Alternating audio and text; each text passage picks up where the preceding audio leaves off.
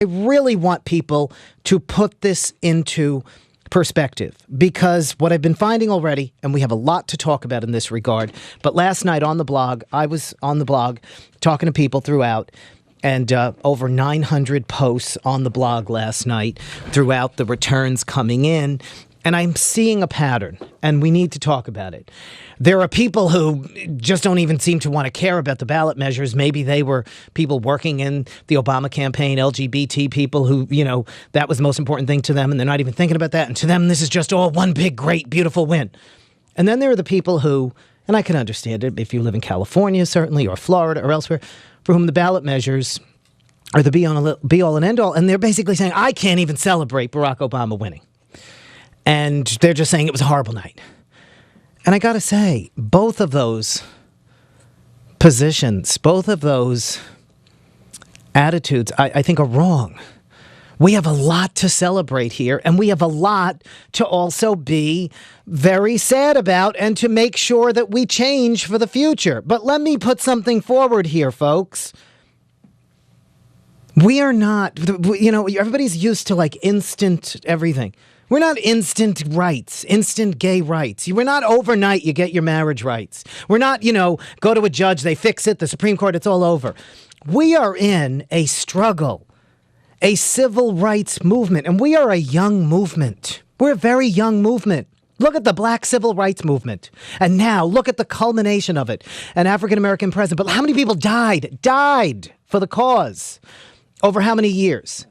And so we're young as a movement, and we're going to have setbacks, and they're going to be terrible, and they're going to be painful, but they're going to happen. We're going to have losses, but we pick up from them. We learn from them. We learn from our mistakes, and boy, were there mistakes in how these campaigns were waged, and we have to talk about that too. But we're going to have losses. We're going to have to accept that before we get our full civil rights. Nobody said it was going to be painless.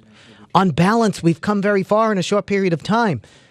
We'll turn this around. We're going to take this to court. We're going to take the California decision to court. We're going to maybe bring it back to a ballot until we win. We have to change people's minds. The hatred out there, and I know it's shocking to people, that over 50% of people in California voted against them, and yet overwhelmingly voted for Obama. How could that be? These are people who understand liberation, and yet they voted against their own people. We learned that African-American community, 70-something percent, 76% of women, African-American women, voted for the amendment. And people say, oh, well, then it's the African-American community. I'm already seeing that, and it's really bothering me. It's really angering me, because no, we are not going to scapegoat any kind of group or any kind of individual. Truth is, gay groups didn't do the outreach in the African-American community. We have to change the minds. We can't expect any one group to be better on our issues than any other group. We live in a homophobic society. Later in the program, Pam Spaulding's going to come on the program and talk about that issue specifically. This, what she sees as a sudden scapegoating that's going to go on, blaming the African-American community for this loss. We have to talk about it. I'm seeing it on the blog, too. There are people on the blog who, quite honestly, to me, they're engaging in racist rhetoric by saying, well, I don't think black people are equal anymore because they voted against me. That is hideous and disgusting, and it is certainly unwarranted in this discussion. We are in a movement. It's going to take a while, but let me tell you this.